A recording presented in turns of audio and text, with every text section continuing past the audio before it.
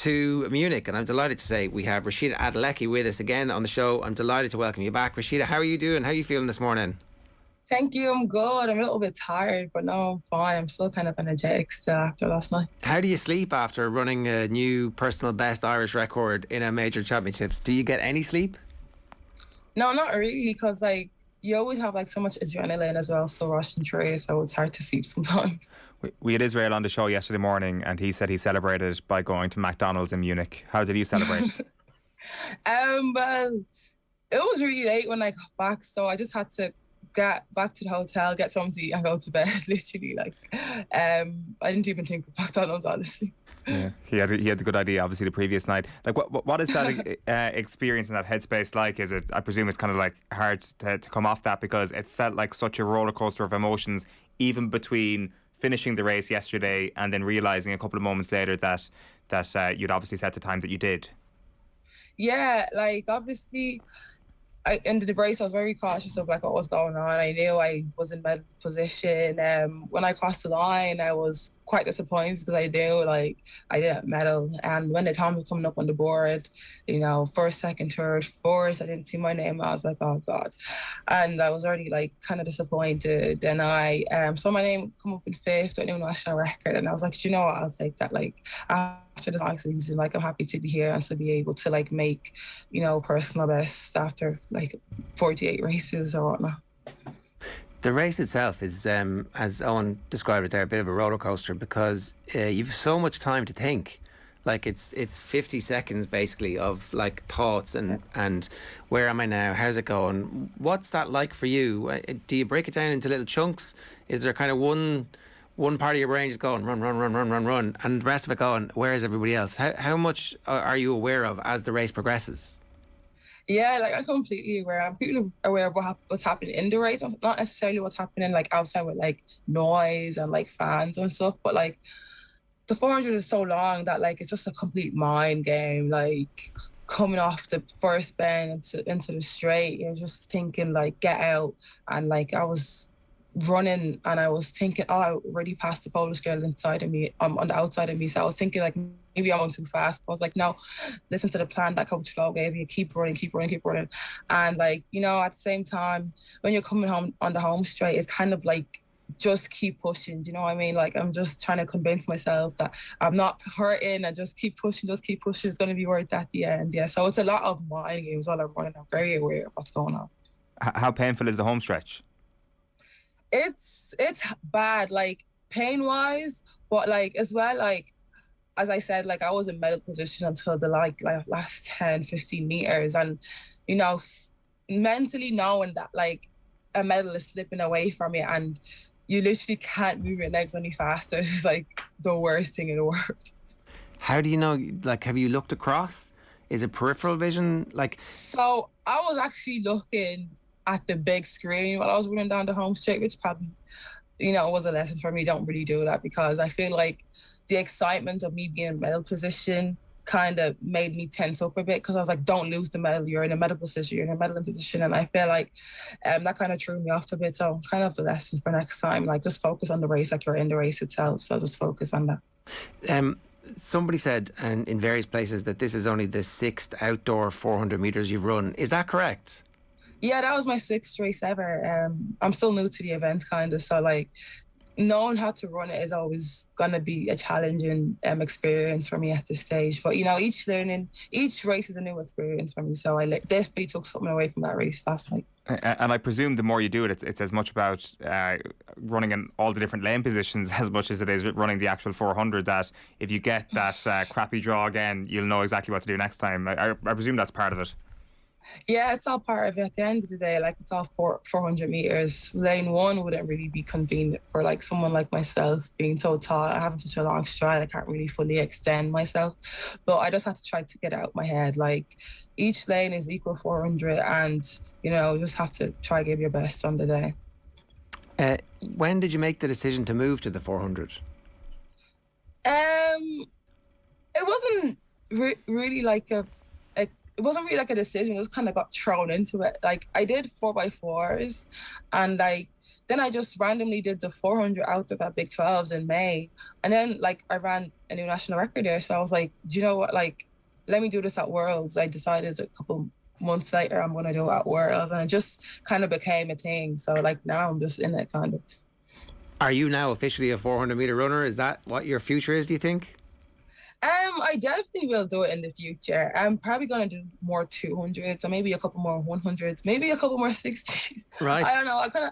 I love all the events, so it's kind of hard to choose one. But my most potential is probably the 400 meters. It feels that way, certainly, and the progress that you've made so quickly would suggest that is the case. There was also a report that maybe you weren't even going to come to the Europeans after the Worlds because you were a bit disappointed that you didn't make the final of the Worlds. Was that in your thinking, or was that actually, no, hang on a second, I've just run like the 9th fastest time here, I'm going to go to the Europeans and I'm going to get into that final and I'm going to keep going? What was your thought process there?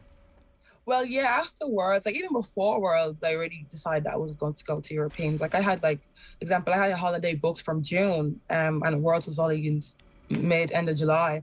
So I already made that decision not to go to Worlds because I was like, to Europeans, because I felt like Europeans were so far away. You know, I have a long season next year. I should just end it there and go on to some winter, fall training and, get ready for next year. And I had about 10 days off, completely off after Worlds. I was in like my off season and I just missed running. Like I was like, I might actually just go to Europeans because I feel like I could do something there. And my hope was to get a medal.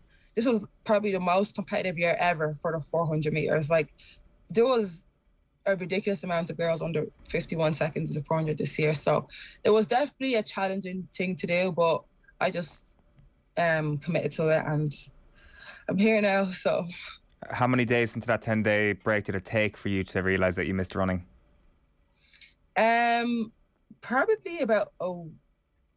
Probably on like the 8th day, I was just like, I kind of want to run, like, because I just love running so much. So it's like I kind of missed it. And a lot of people would think, oh, you miss running, just go for a run or just maybe do a training session. But I was like, no, I want to still compete. So it's a bit different in that case. Can I just ask, what are you thinking about at that moment? Like, what is the bit that you love the most about it that you're thinking about? Is it just running itself, or is it actually the winning, considering you're obviously very, very successful at this as well? Like what part about the competing did you miss on day 8 of that break? I just missed like the atmosphere of competing, the thrill of competing, and as well I feel like I kind of had like unfinished business. Like I knew I was in good shape at Worlds and I was like, maybe I shouldn't like throw away the good shape, or maybe I should see what I can still do, because I knew World wasn't like my best performance. Like I didn't even run a PB. So I was like, I knew what type of shape I was in and I knew that I could run a new national record. And, I kind of want to see if, those thoughts were true. How has living in America worked out for you? How is it working? And obviously you're heading back there for next year as well. What's on the schedule there, and what are the bits that living there exclusively allows you to do? No, I absolutely love it there. Like, I think it's just the perfect place to be, like, for academics, life in general, and aesthetics. Like, it just has a great balance of everything. A lot of people would say the long season isn't ideal, especially if you're going to do post-season competitions. But, Coach Flo has us up well to that we can still continue performing and continue running PBs after, the long collegiate season. It just has, like, the training geared towards that too. So, it's just the right mix of everything, and it just allows me to, become the best athlete I can be. And, yeah, it's a really good setup over there. How long are you scheduled to be in the University of Texas? Well, I graduate in 2024, so up until then at least. Okay, and the European season, is that like then on your agenda after that, like properly Diamond League and all that kind of stuff, or will you be able to do a little bit of both? Yeah, it depends. I don't want to like overextend myself if it's not necessary. So if I do need to do like anything like a Diamond League or anything to test how I am after the collegiate season, I could. But it's usually the major championships that's my main focus. Go on. Well, I know you got relay this week as well, but are you eventually going to get on that holiday? No, we have the relay, yes, but no, I won't be able to go on any holidays because I literally start school the day I get back to the US from Munich. So yeah, I'm straight back into it. I won't train until October, but school is on in person, so I can't really go anywhere. Sometimes, college, or it's okay to like take it easy for the first few weeks. You can still have a good time, right? Yeah, of course. I can find some. Austin is a really lovely place, so there's a lot of things to do. Hopefully, I can meet up with friends and find some fun stuff to do over there, and just make the most of the little break I have.